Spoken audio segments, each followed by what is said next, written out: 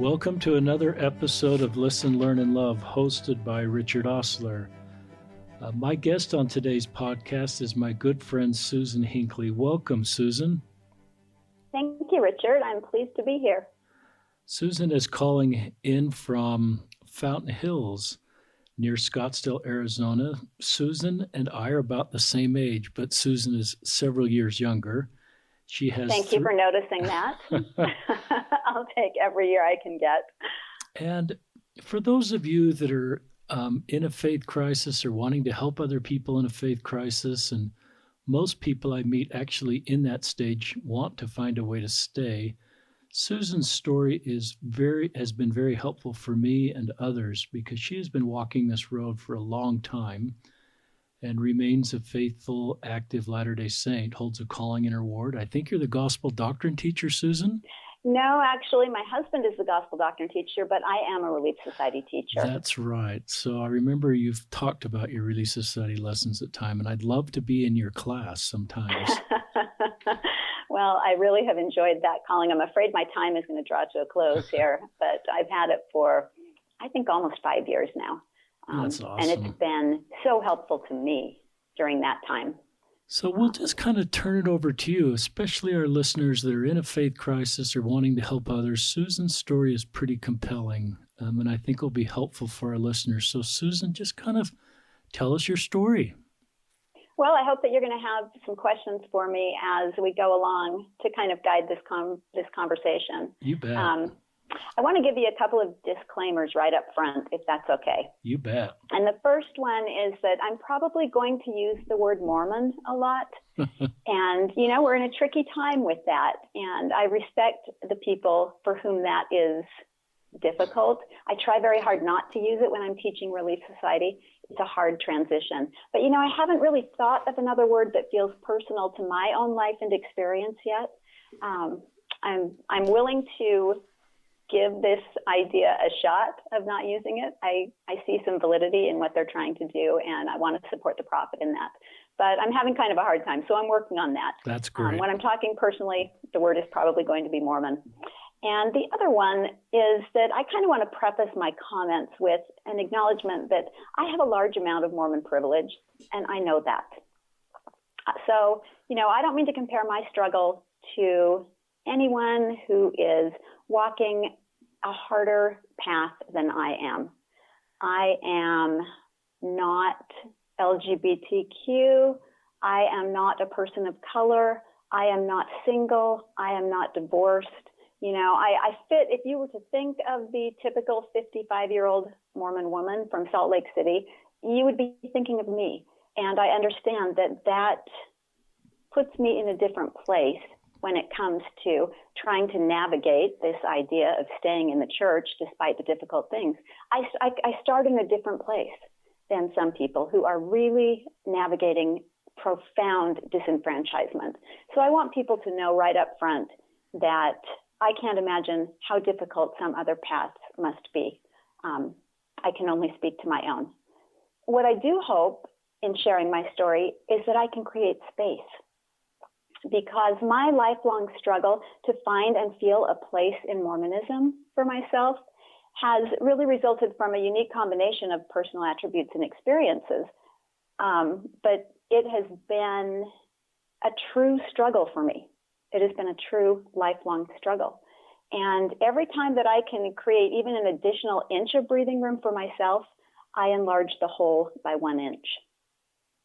So at some point I began to notice that this space creating that I kind of was feeling called to, what started a survival for myself, was actually starting to help people around me too, people that I had no idea were struggling. And it really started to come to light during this specific stint as a Relief Society teacher that I've had.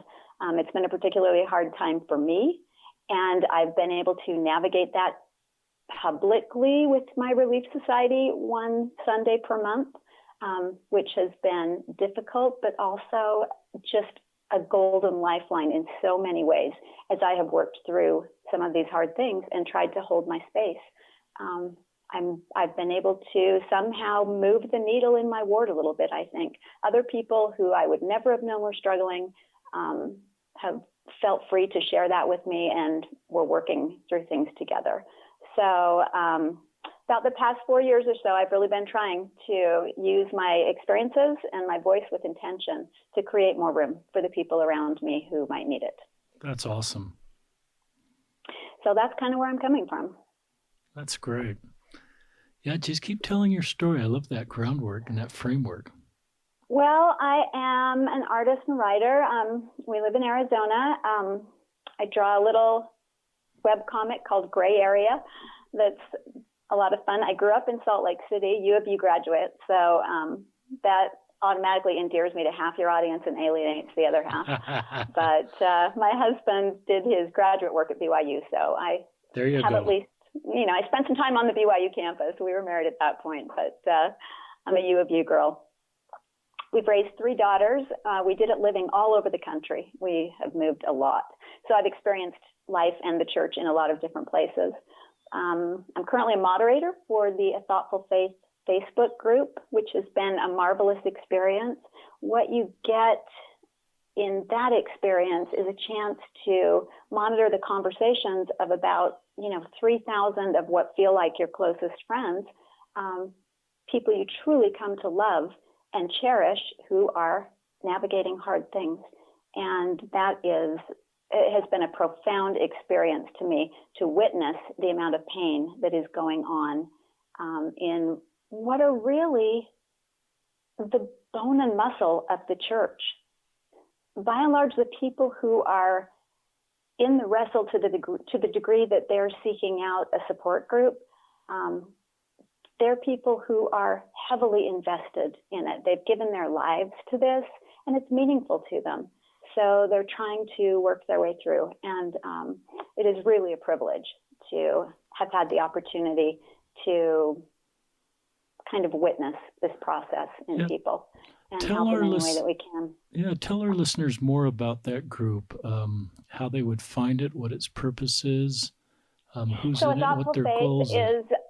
It's a Facebook group. It's a support group for people who are trying to stay actively and constructively engaged with Mormonism. That can look like a lot of different things to people. And so we do ask that when people join the group, there are a couple of things that we request. We request that people have read all of the Gospel Topics essays that are on the church website. And that's because we want people to have a good familiarity with what the issues are that are causing some of this faith crisis that seems to be welling up among the members. There are kind of a few main categories. There are social issues, there are historical issues, there are feminist issues or issues with the patriarchy. There are just some common themes that people are having trouble with. And we feel like if people are familiar with the Gospel Topics essays, then they're not going to encounter anything in the group that they might not, we don't want to contribute to anyone's faith crisis. Yeah. So we want people to come there fully aware of, what the issues are that people will be discussing. So we ask for that. And we also ask that people are truly striving to remain engaged at church. So we ask that people are attending. Now, we also understand that a faith journey is not static. You're not just going to stand on the path. You're going to move somewhere because that's how faith life works. Hopefully, you're moving towards something all the time. So everyone's journey is not to stay in. Some people do. Their journey takes them out. And we respect that. And, hopefully people know when they're no longer a good fit for our group. But we are a heavily moderated group, and we do try to really keep the emphasis on staying. Yeah, I know I've shared before in some of my earlier podcasts what I consider going through a mini faith crisis, why I served as a YSA bishop. I've couched it in the terms a couple dominoes fell, but they hit dominoes that have really deep roots. Right. That have kept me a really stable, believing member. But I did join that group. And I didn't quite know what I was getting in for because I didn't love having you in the group. I didn't know much about the group, but I liked the objectives. And it was one of the most helpful things, to be honest, to help me to stay because I found a community of people that were processing the complicated stuff. I could be open and vulnerable without being compared to the tares, or the elect will get deceived, or I Right. needed community in the church to help me process some of the complicated things, and a community that was trying to stay. And so it was probably the most helpful thing outside of just my relationship with the Savior, and a very good stake president to help me to stay. So it's been a very helpful group for me. For me too. It's been life-changing for me. It really has. It Uh, has. Because like you said, I think you said, finding community within the church to be able to work through these things is hugely important. And that changed everything for me. I never felt in my life that I had that until the past 4 or 5 years. That's really So cool. it's changed everything. Tell us more about your story. Just, I kind of went through what I call my mini faith crisis in a 3-year period, and it's really stabilized, and I feel like it has stabilized. Tell us about your story, Susan. Well, I don't usually describe myself as having had a faith I crisis like that per about you. se, Yeah. because my doubts had always been there. So I would say that what happened to me in about 2014 is I had a silence crisis. And eventually I had to break mine. I just couldn't hold all of the disconnect, doubt, feelings of not fitting, all of those things that I had carried my entire life. I couldn't hold anymore. I needed to be able to talk about them.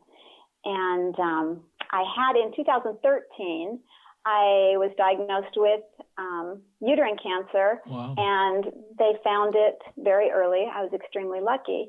But any dance with cancer does interesting things to a person. And what I realized through that, it was a hair-raising about 8 weeks of diagnostic process. And, I was told all kinds of dire things, none of which ended up happening, and that was marvelous. Wow. I mean, I did have the cancer, but like I said, it wasn't the kind of cancer they thought, and, they found it early, and it, very happy ending for me. But what happened in those 8 weeks is that I was forced to confront a lot of big ideas, right? And I realized, and I remember exactly the moment, I was driving down the street with my husband on a Saturday morning, and it just hit me full force. I didn't really know if there was an afterlife. Now, I'd spent my entire life in the Mormon church acting as if I knew that. Of course, even assuming of myself that I did know it. But when it got right down to facing my own mortality, I realized with a sickening realization that I didn't really know that. That belonged in the doubt category with, so many other things that I'd carried. And so I said to my husband, wow, I've decided I don't really know if there's an afterlife. And he about drove off the road. I don't think I could have said anything more shocking to him. And he said, I think you better think about that. That's pretty foundational. And, we both kind of laughed because, of course, it is. It's the foundation of everything. But from his reaction, and he has been marvelous through this process. I don't want to cast him in any kind of disparaging light whatsoever, but it's shocking when your partner of 35 years says something like this to you. Yeah. I mean, rightfully so. I understand why he was very taken aback by that. His own father had passed away, not that long ago. And I don't know, there's something that happens to you kind of in your 50s. And that, I'm sure. You start to really look at things, But there was something about his reaction to that made it very clear to me that I was not going to be talking through those problems with him. And there was something about that realization that was one of the most hopeless feelings I had really ever experienced. Because, all these years I'd carried all these things, and I could tell I'd come to a tipping point of some kind, and I needed to talk But I knew that was not going to be a welcome conversation at that time. Uh-huh. And so I didn't know what to do. I kind of turned inward for a while. And eventually, about 6 months later, I decided I was going to start a blog. You know, I've always loved writing, and that's kind of what I do to process things. And I thought, I'm going to start a blog, and I'm going to start talking about some of these things. And it felt like the riskiest, most dangerous thing that I'd ever done in my life, even though I intended to, kind of talk. In fact, when I read those early blog posts now, I'm like, oh my gosh, I can't imagine that this made me nervous. There is nothing, that anyone could possibly object to in this. But of course, I knew all the feelings that were pent up behind those so carefully chosen words. And one of the phrases in that very first blog post that I wrote was that if people think that I am in the process of leaving, they misunderstand me, because I am in the process of staying. And that has kind of become a theme in the 4 years since then. Things got more difficult in the next year or so. We had the exclusion policy in November of 2015, and I actually wrote my last blog post. It was a short-lived blog, only about 18 months. I wrote my last blog post about that because somehow hitting that, I felt like I was up against a wall, but I just couldn't see any way over or around it. I really didn't know what to do with that, Richard. I didn't know what to do. And so I wrote a very honest post about that, confessing that I really just couldn't find Christ in that policy at all, and that there was a profound struggle for me, and I didn't know what to do with it. And the next day, my dad called me to give me a phone spanking, is the best way that I can describe it. Bless his heart. My parents had never said a word. They'd never said a word about my blog, but the one on the exclusion policy earned me a phone spanking. Uh-huh. And it was enough to, he didn't even say that much, but again, it was one of those moments, like the one I'd had with my husband, where the message was very clear to me. This is not okay. It's not okay to be talking about these things, and we're not going to have this conversation. And that kind of forced me into looking for support online. Uh-huh.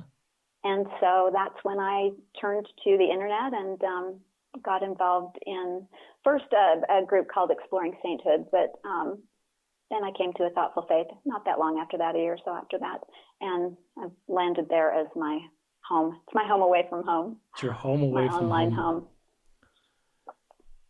Yeah, but it was life-saving. It was life-saving just because I could talk about it, could finally say the things that I needed to say. It was life-saving.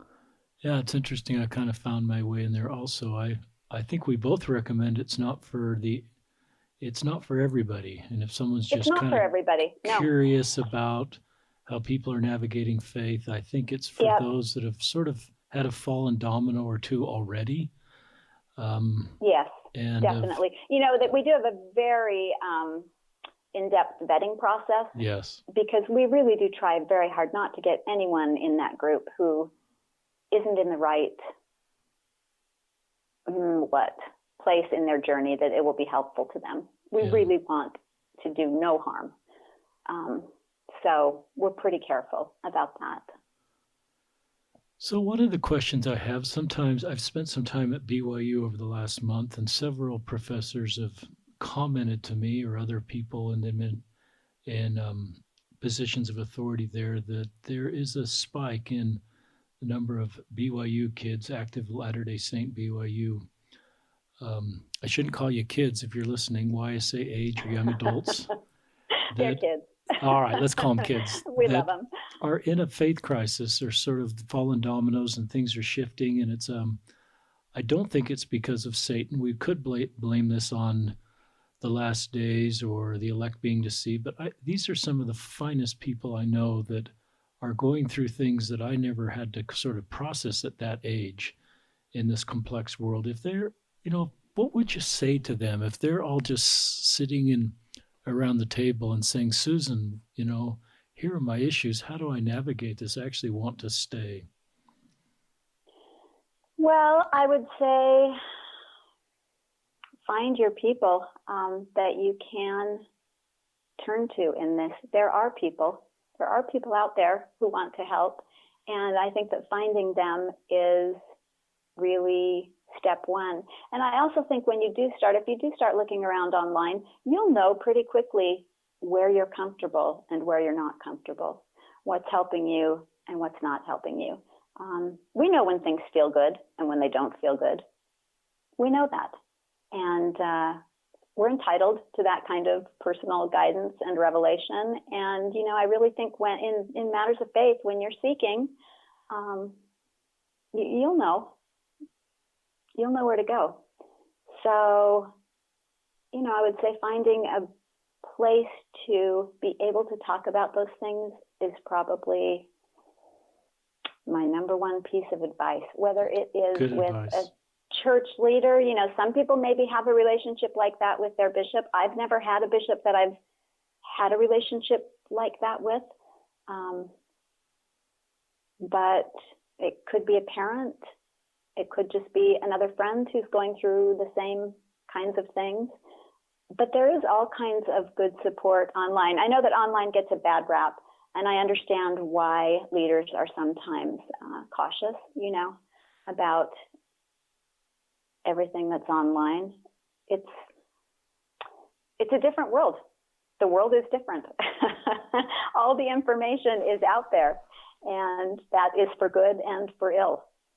You and I didn't have access when we were kids to everything that kids now have access to. And there's some hard stuff. The real world has hard stuff in it. That includes the church. So, I understand why it's can feel risky to people when their kids get looking online. But the truth is they're going to encounter that material anyway.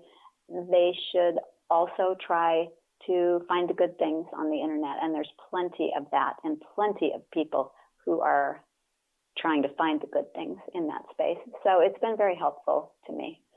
And I know that there are some faith support groups for younger people also that are more geared specifically toward that. So of course I'm not in them, but I know that they do exist. So I'm sure that we can find those resources.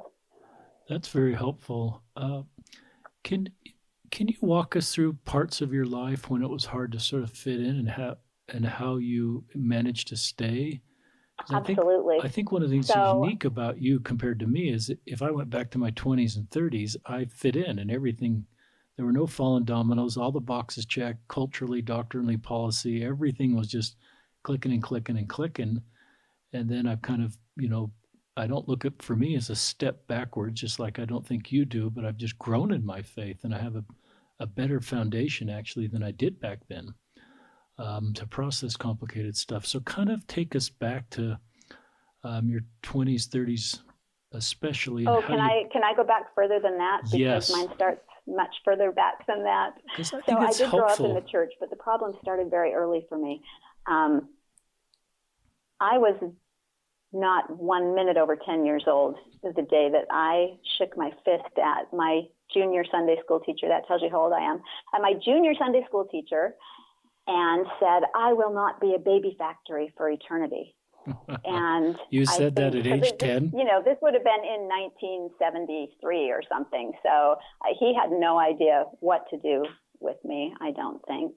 But I felt some of the issues around polygamy and around women's roles in the church very keenly from an extremely young age. I'm not sure why I was so tuned into those, but I was, and just painfully aware of some of those things. So it started really early. Polygamy has been a major sticking point literally my entire life. So, and there really was no one to talk to about that. There was no one to talk to about that when I was young. So that was hard. And the faith part of church, the messages around faith at church were hard for me. I think I naturally have kind of a believing spirit.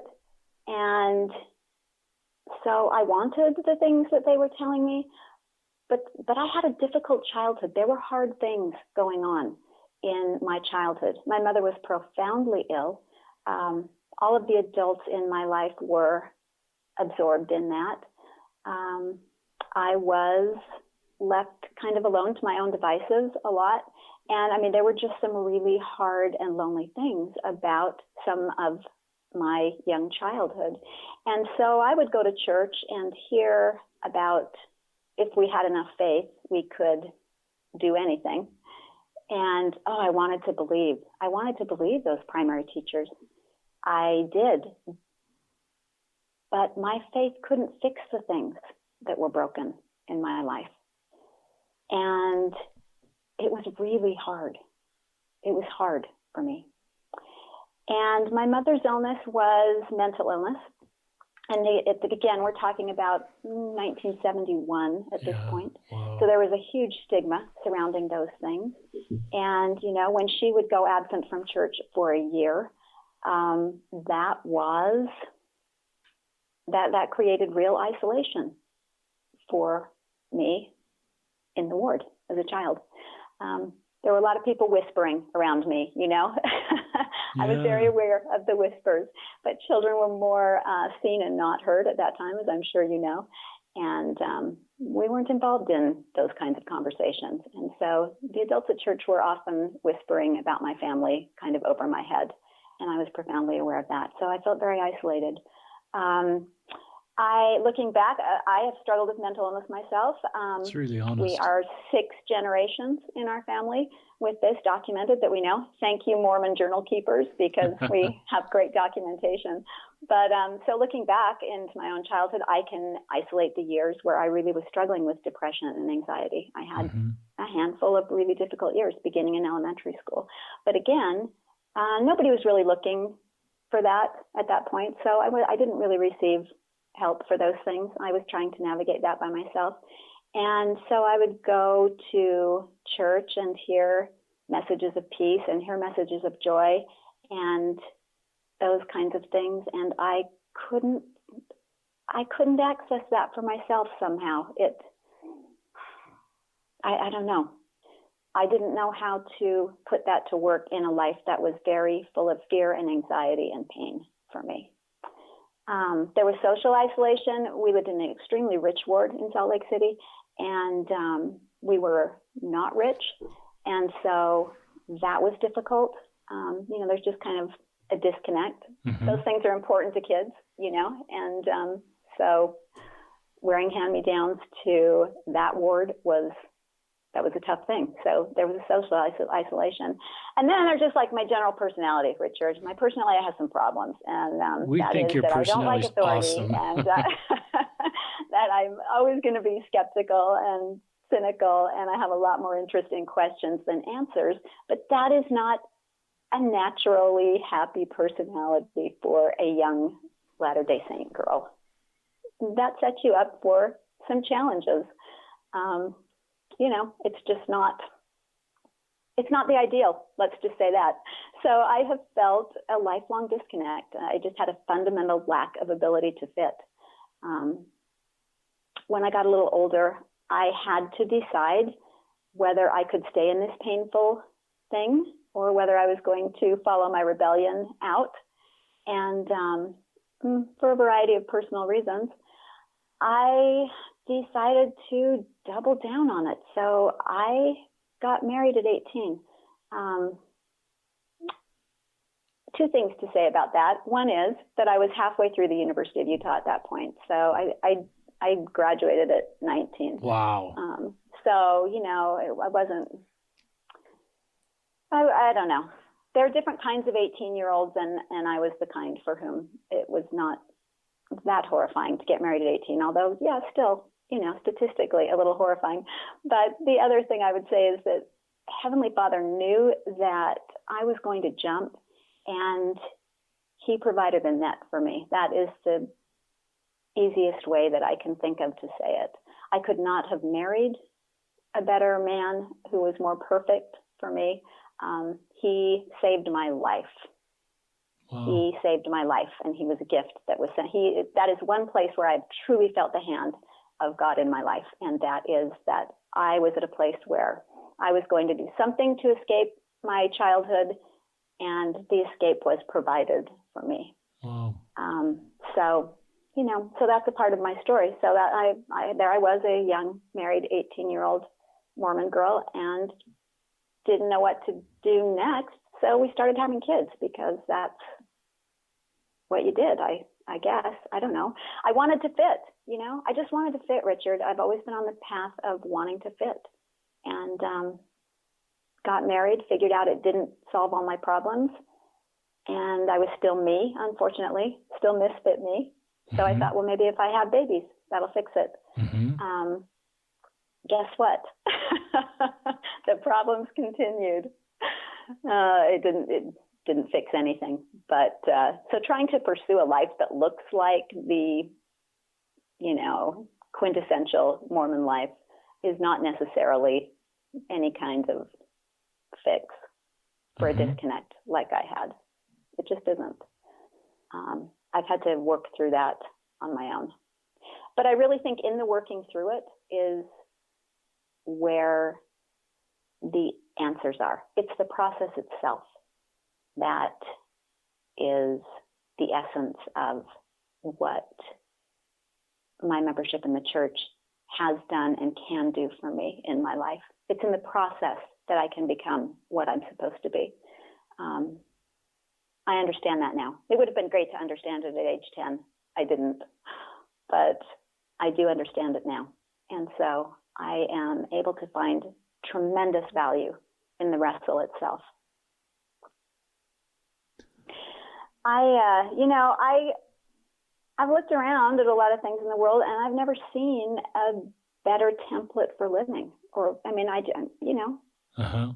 It's a great way to build a life.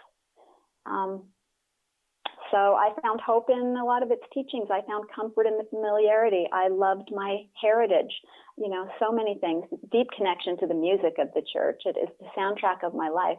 The music just resonates deeply for me, and I can't imagine stepping away from that. I mean, there are just all these things that made me really want to have it in my life, but I have had to fight for it. I definitely have. At what point were you the closest to leaving the church, Susan? Oh, so I've had a couple of really hard times. Young motherhood was really hard for me. I was overwhelmed.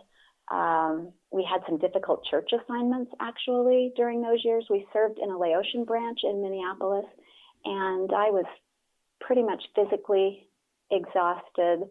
I was in a bad depressive episode for me in my early 20s. That was a hard time for me. I had a branch president who was not being helpful in some ways. There were some problems. My husband had a very demanding calling. There were just hard things. And that was a really, really hard time for me. In fact, I remember one night I was making a Jell-O salad for something that was going on at the ward, and it was on top of about 600 other things that had happened that day. And I was, a young mother just literally snowed in Minnesota and trying to make a Jell-O salad at the end of an exhausting day. And I had forgotten to add the fruit to it, and the Jell-O sat in the fridge and got too hard. There's this magic moment where you have to go back and stir the fruit in, and I didn't because I got busy changing diapers or who knows what. And I realized with a start, oh my goodness, what about that Jell-O? And went and pulled it out and realized it was ruined. Just started to cry. And I told my husband, I can't do this anymore. It's amazing how, a Jell-O salad can go from just being a Jell-O salad to being the focus of all of your burdens in the world. Yeah. But for some reason, all of my burdens were in that Jell-O salad. And I said, I can't do this anymore. And he said in that moment, and he might be really unhappy at me for telling this, but I'm going to tell it because it's part of my story. He said, if you leave the church, you leave me. And that was probably, that was the most painful moment of my marriage, I think, for sure. And he apologized later, but it was an honest emotion that tumbled out, and an emotional moment for him too. You know, he's looking at his young wife struggling, and he's trying to hold the whole shebang together. And it's not easy. I know that. And he said that, and message received. And so I squashed a lot of things down at that point, and on we went. It wasn't that much after that the September 6th excommunications happened in 1994, I think, maybe 93, 94. And for some reason, those hit me extremely hard. I had worked myself back to kind of a happy place. I was doing okay. And those happened. And there was something about the specific way that I felt voices were being silenced in that action that felt very personal to me. In a strange way, there was something about my perception of those excommunications as being silencing that felt personal. And that was very, very hard for me. And so I was reeling a bit from that for a few years. Another, 5, 6, 7 years down the road, we found ourselves living in the South.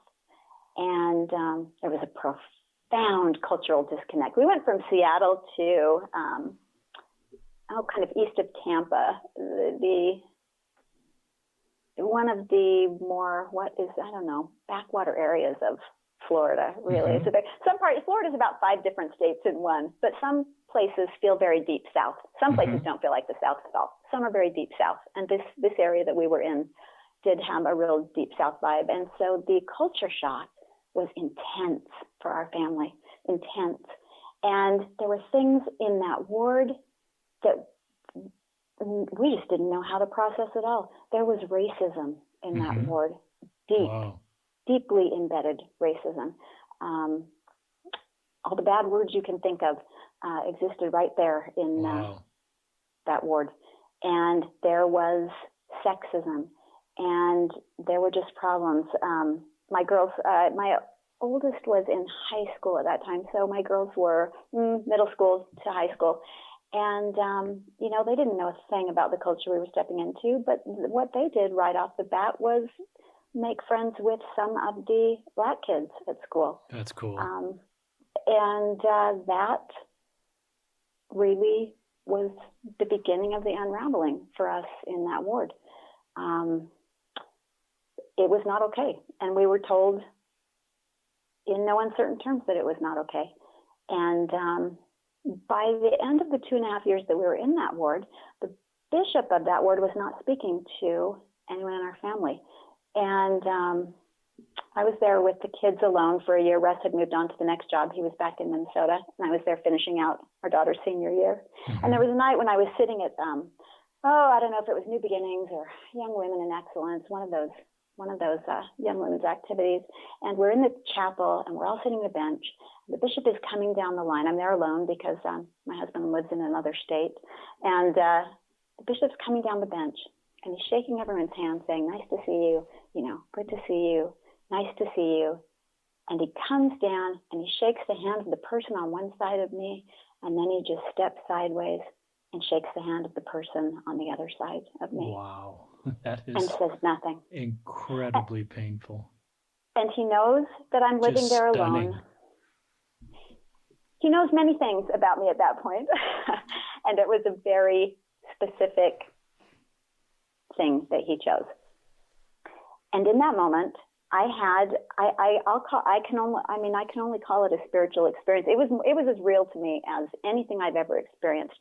I had a moment where it was a vision. I don't know. I felt that for some reason, I was sitting in a tree, sitting in a branch of a tree, and I could see in the distance my village, my people.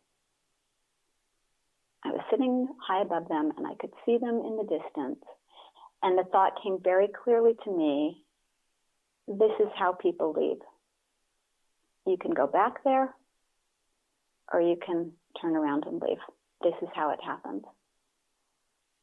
And that was really the first time in my life that I felt like I even really had a choice, maybe. Mm-hmm. I had never really felt at liberty to leave. I didn't want to until that moment. That moment, Mm-hmm. I knew that I had a choice to make. And I came down out of the tree and I came back to my people, but it took a while. I sat in that tree for about a year. I really did. I removed myself. We moved to Minnesota shortly after that, which was life-saving. I think if we'd stayed in Florida, I couldn't have stayed. But, you know, starting over in a new ward, in a new stake, in a new state, saved me somehow. But it took about a year. The first rule I had to make for myself was in the new ward, I was going to seek neither my friends nor my enemies. This was the motto I went in with. I will seek neither my friends nor my enemies at church. It's not a good motto, by the way, for embracing your ward family. But I really did have to just step back for a year and recover from the pain of that experience, because it was profound. And so it was after that time that I started really feeling the calling, and I do really feel it as a specific calling, as real as any calling I've ever been given, to make space for people, to somehow kind of, I ride the fences and round up strays. This is what I started to feel called to do. And I'm not sure what it's born of. I'm not sure if I have to stay, then I want the rest of you to stay with me. I don't know what it is.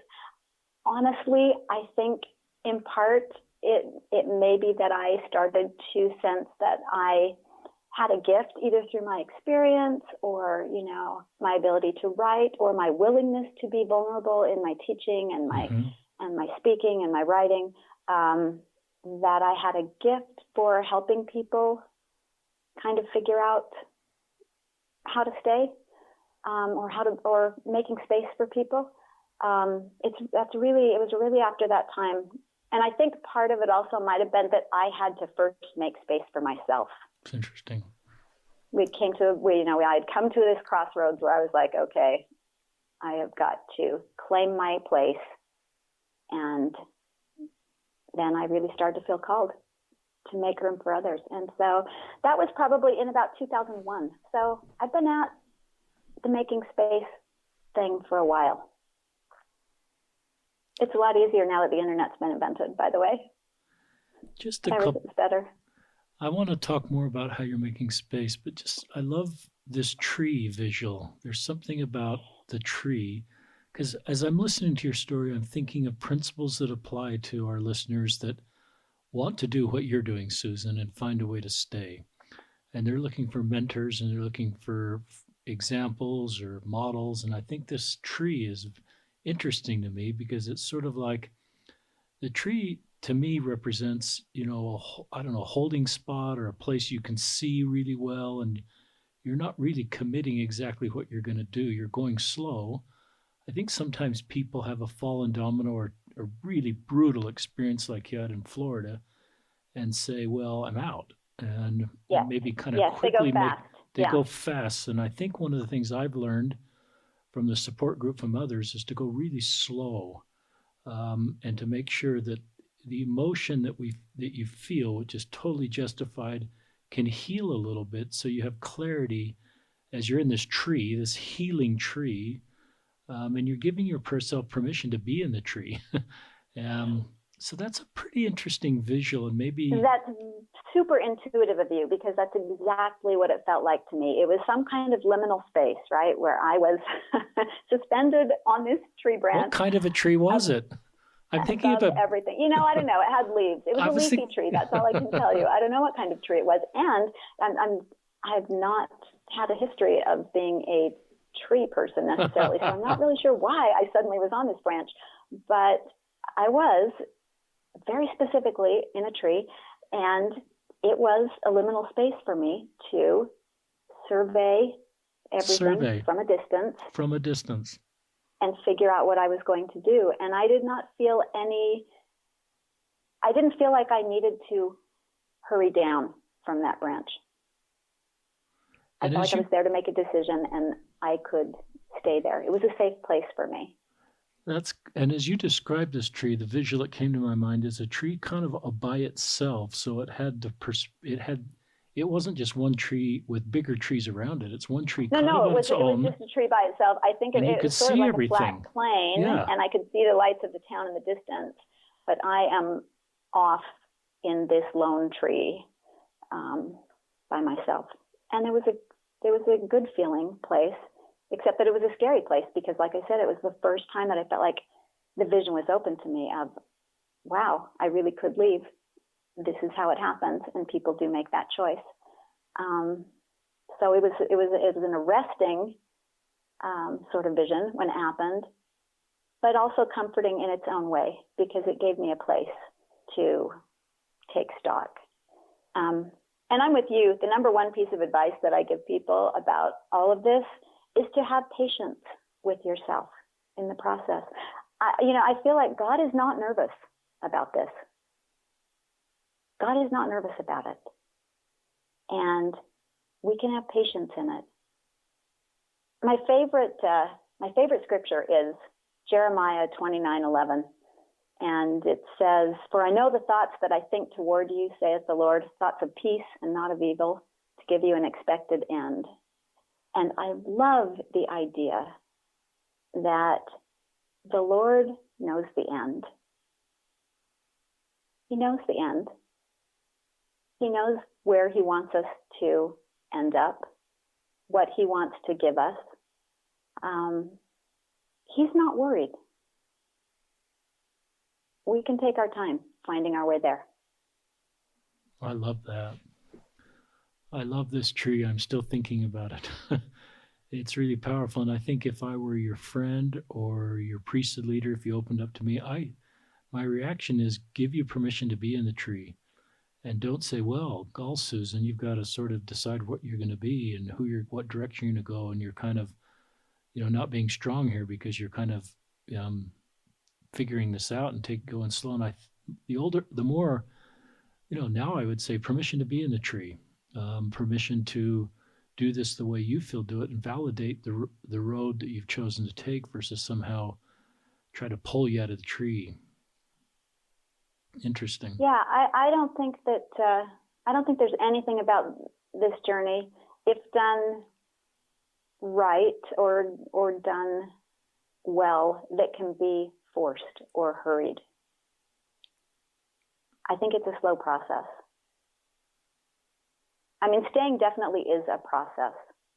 And I don't think that's just for me. Testimony, faith, all of those things, those are ebb and flow things in everyone's life. Not just in mine, not just in people who struggle or doubt or whatever. In everyone's life, they ebb and flow. You have to be in for the process and willing to accept that that's what it is. I like that. I love that scripture. And I feel like the tree wasn't a setback, or it wasn't like holding. It's not like you weren't moving. The thing that comes in my mind is you're actually progressing as you were in that tree. So it's not like there were some bad things about the tree time, though, Richard. Oh, but there were and I'll tell you. I mean, I had things I had to work through then that were not pleasant. It was really interesting. So it was when I was just on the house hunting trip to move to Minnesota, and we looked at what ward building we'd be going to, and we dropped in, and it happened to be the state president was speaking at the ward. And I didn't know him. I knew nothing about him. And he gave this talk that was, I'd love to go back and hear it now. You know how you hear different things at different times, but it seemed like he was speaking just to me. Like he was personally inviting me back. He was inviting me down from the tree. And it was extraordinary. And after the sacrament meeting, I went up to shake his hand, and I was just weeping. I could hardly even get the words out. I said, you don't even know what you were speaking to me. And I'm sure he thought I was the most dangerously unbalanced woman that he had ever seen. But it was, it was a signpost along my way. That talk was a signpost. And I sat with it for a while. And by the time we got moved in and went there, it was like, okay, I can I can take a step in that direction. And I did. But like I said, I did really shut myself down. I built some walls around myself for a good year. And I also spent a year literally every morning. My first thought was the letter that I would write to the bishop of the previous ward. It took me a long time to get all of my bad feelings out about that. I'm happy to say that those feelings are gone now. But did you ever wow, it was a difficult time. Did you ever write that letter? I did not write that letter, but I wrote it in my head approximately 365 times. I think that's part I never committed it to paper, but I wrote it over and over and over in my mind. Yeah, and I think that sometimes is a therapeutic tool to be able to move on, is write that in your mind or write it out and not mail it. And not mail it, yeah. So I could have done that. I don't know. But that I think felt you too did. dangerous to I me. think you did. I was very cautious in that tree time. I was very cautious. So I definitely stopped everything and proceeded with caution and at my own pace. I love that part of your story because I think it could really help our younger listeners know how to navigate. We've got about 10 to 15 minutes left. Talk about this sort of pivot. Maybe that's my word versus your word of creating, okay, I'm kind of in, and now I want to create more, I want to create space for others to be able to, and it's this whole idea that we need to belong on how we feel versus fit into some sort of expectation that may not be possible for some of our most faithful members.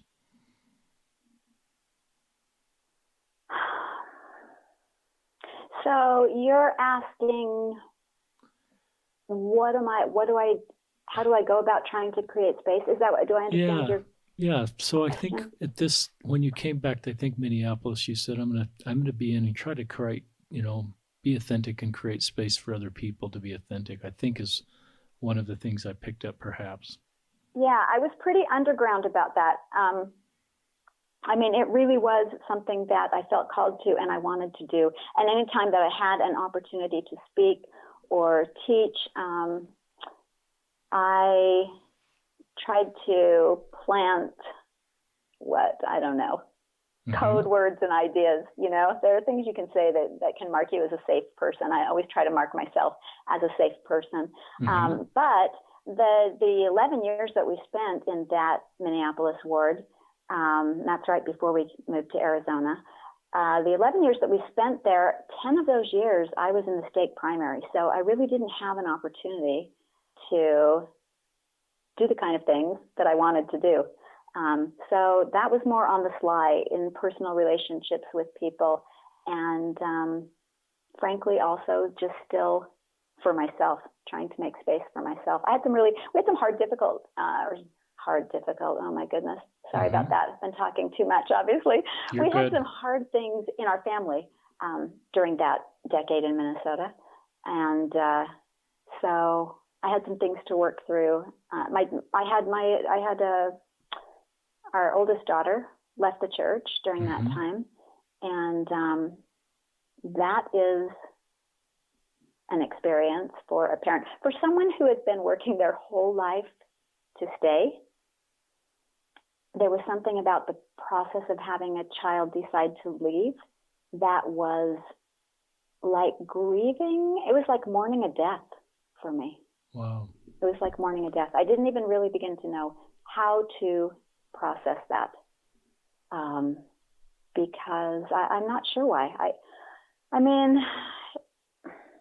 I guess it, in a way, maybe it felt like a rejection of my life work, I've worked my whole life to be in this. What makes you think you get to walk away? And it took me, I probably did the best growing of my life during that decade because I learned so much more about loving people wherever they are. And that my love was made of many more and bigger things than I ever realized that it was. And, my relationships with my family grew working through hard things. So for me, it was really a time of making space for myself and coming to better understand really what I was capable of and what what really was going to matter to me. And I feel like all of that time, that decade sort of positioned me for the time that I'm in now. And we have been in Arizona for about 6 years. Mm-hmm. And like I said, my real silence crisis really began kind of in end of 2013. And so for the past 5 years, I've been using all those tools that I was working on, starting in the time that I sat in the tree and in the 11 years afterward. I've been able to really put those tools to use here.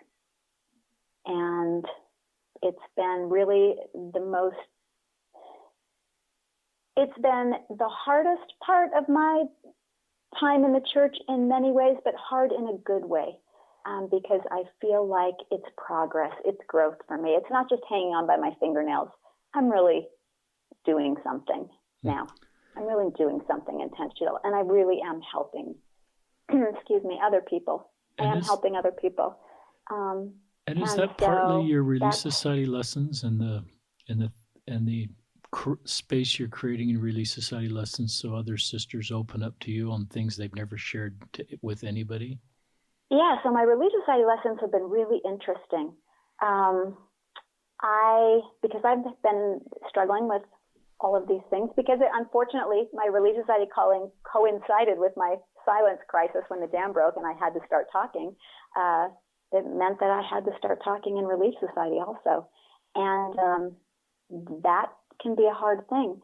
But I have found that in almost I taught the conference talk lesson, so I was fourth Sunday, Teachings for Our Time, or whatever they were calling it, until recently. But so it was always the conference talks.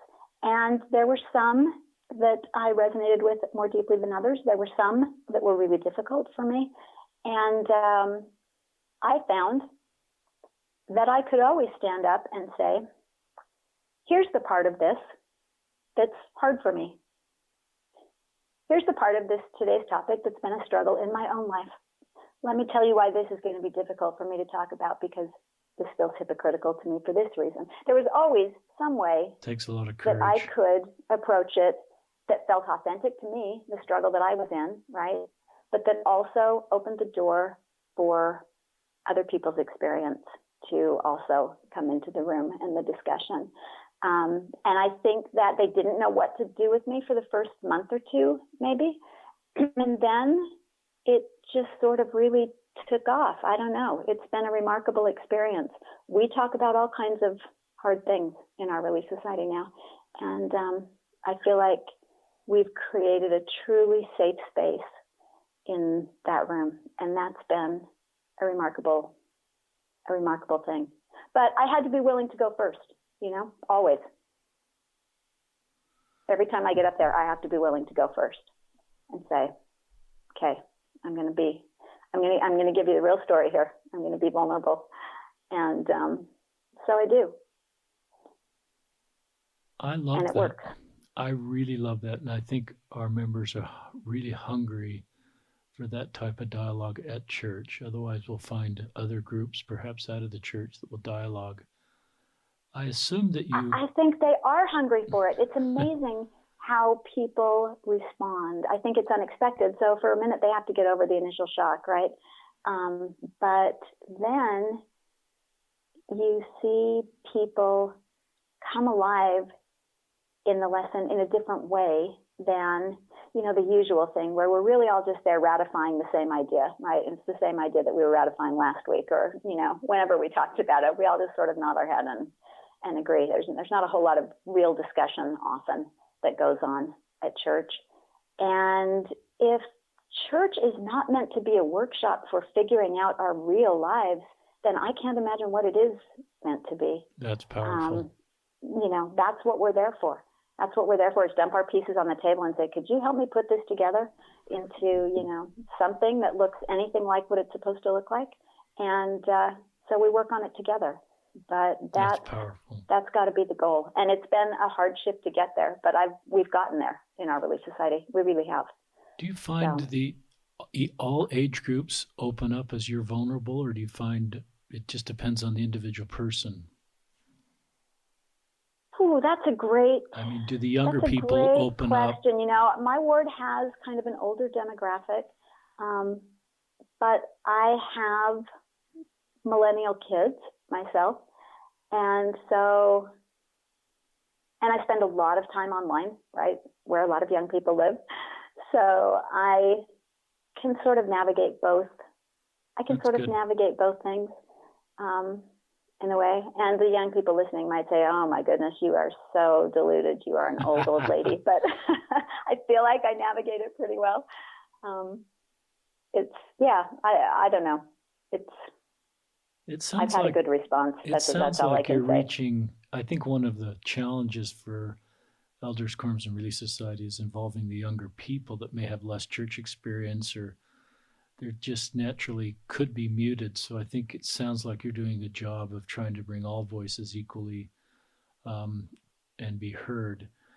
I think younger people are used to talking about things also in more open ways. They crave more authenticity. They're expecting that. They encounter it in other places in their world, right? And so they want it at church too. I think that it's easier for them to dialogue in real ways about things than it is for someone who has spent, 60 years in the church, with it always being kind of the same old conversation. And the people that are opening up to you, are they opening up to you after church and kind of one-on-one quietly and in Relief Society in a group discussion? Yeah, I get a lot of the one-on-one. I get people who talk to me after. I get emails. I get phone calls. Texts, that kind of thing. So that happens. I've had a couple recently of really remarkable experiences. And one was a lesson about the temple. And I really dreaded teaching that lesson because the temple is hard for me. It's hard for me for a variety of kind of personal reasons. For one thing, I'm extremely claustrophobic and it pushes all my buttons. But so, there are some just like things like that the temple's hard for me. All kinds of reasons. And it always has been hard. It's been a big stretch. But so I don't love going. So it's pretty hard for me to get up and talk about, loving going to the temple. I don't. So I happen to also know from monitoring conversations with people who are in faith crisis or in transition or a journey or whatever you want to call it, that a lot of people struggle with the temple for a variety of reasons. So I was armed with that piece of knowledge, and I thought, we're going to try and have a real conversation about the temple. So I got up and said, here's why this lesson is hard for me to teach. But I also happen to know a secret, and that is that the temple's hard for a lot of people. And so I had written out a list of about 10 questions that kind of got at the heart of reasons that the temple is difficult for people. I said, there are good reasons for that. So let's get a snapshot of what's in the room.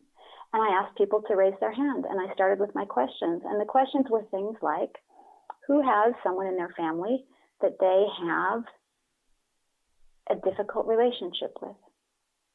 Who has someone in their family who is not able to attend the temple, who has missed an important family event as a result of not being able to attend the temple? Who has someone LGBTQ in their family? Who has, someone that has not ever experienced the sealing ordinance in their family because they don't qualify to have that? There were about 10 questions, and every woman in the room raised her hand on almost every single question. The questions were things that applied to all of us. Because, the family is the most important thing. We've built everything in the church around the family, but it's also, one of the hardest things. Families are messy. Even the best families are messy. And so I knew that if I could ask the right questions, women could understand why this is hard for people. Mm-hmm. And it was just a perfect illustration. By the end of the 10 questions, pretty much everybody was crying, but there were also all these light bulbs. I'd really never witnessed a thing like the faces that I was seeing. It was this huge light bulb moment where people realized, oh, all of these things are real, and we all have them, and they make the temple kind of, a hard thing for people. And so now let's talk about this ideal. Now let's talk about it in a way that we can try to see where it really fits in our lives. And that just changed everything about the conversation. That was having a whole different conversation than the shut down kind of conversation where half the people in the room are thinking, well, my husband's not a member, so this is painful for me. Or, I'm divorced and now I don't know what to do about my ceiling and this is painful for me. But, everyone was sitting with some kind of pain somewhere in their life around that topic, and it never gets acknowledged. It never gets acknowledged. But women started to share their experiences, and there were some painful ones and there were some, amazingly joyous ones. And it was just a very real picture of where the temple fits and how it functions in our lives. And it was it was the most extraordinary experience I've ever had teaching at church. It was amazing. I'm just so touched by that, Susan, because I think a lot of listeners are wondering, what do I do what Susan has done in her Arizona Relief Society to create this space? Because I want to do it. And I think what you did there, where you just asked questions and then got participation from that. There were not questions that were very difficult to raise your hand. No, they were questions that, if you're being honest, everyone had to raise their hand to. Yeah, and I thought that every was single one of the questions. Brilliantly done versus a cover question that people might feel shameful. But I think as you create that dialogue, then the vulnerability index sort of goes up and people are able to talk. And some listeners would say, well, why are we doing this at church? Isn't church just, and I think my answer, and I assume your answer would be, there's so many of our members that want to have these kind of discussions at church and with people they love, but it's difficult to open up and not feel judged or shamed. And then I think the odds that more of your Relief Society sisters are able to stay and help other people stay, and right. Church becomes this community of belonging and meeting these needs to wrestle, as you've said, with complicated things. So I think it's beautiful. Well, and here's the other thing about that I want to say, because when you mentioned, some people think, why are we doing this? Is this what we're supposed to be doing at church? And, I wrote up a thing about that experience that was published on the Exponent blog. And it had my list of questions and things. And there were some comments like that where people came on and said, well, why do I want to be having this downer talk in Relief Society? And then I had to come back to them and say, you misunderstand what that experience was. There was real lifting going on in that room. There was true lifting because we were all sharing the difficulty and lifting together. We were all sharing the joys in the room and the great experiences people had, but we were also sharing the sad experiences. And those are the experiences that people are usually left trying to hold in their chair under the 5,000-pound weight by themselves. Wow. And so they leave Relief Society feeling completely demoralized, right, because everything has just piled more weight on the weight that they already, struggled into the room carrying. And so this was a lesson that lifted. There was nobody that felt like we had some kind of downer or non-faith promoting or, whatever you want to call it. This is not what that discussion was. That discussion was lifting. And it really was just remarkable. That's cool. And I think of bear one another's burdens. And to do that, we've got to know the nature of their cross. We have to know them. Yes, we do. I think we have to touch their burdens to lift them. That's really powerful. And that's a great example in real life how we can do that. We're kind of we are at the end. We're at the end. We could go for another hour. You. Maybe we'll have you back on, because I'm loving what you're sharing here, Susan. I think it's just manna to so many of our listeners. Any closing thoughts you'd like to share? Yeah, I will share one. Good. That we touched on earlier, but Dan Weatherspoon shared on a Mormon Matters podcast earlier this year a poem by Teilhard de Chardin, and the first line of that poem is, above all, trust in the slow work of God. And that is what I would say to everyone. Have patience with this. You don't have to figure everything out today or tomorrow. You have a lifetime to figure this out. This is your life's work to figure this out. So, you're in it for the process. Be in the process. Because that's what we're meant to be doing. God is perfectly content to work at a glacial pace. We know this. God is content to work at a pace slower than the human eye can perceive. He builds mountains that way. He carves canyons. This is how God works. He's willing to work that way with us too. So anyway, I'm in the process of staying. I hope that others will join me in that process. Thank you, Richard. Thank you, Susan. I felt an impression several months ago to have you on the podcast, and now I know more why. So thank you for sharing some of your journey and thank you, our listeners, for tuning in to another episode of Listen, Learn, and Love.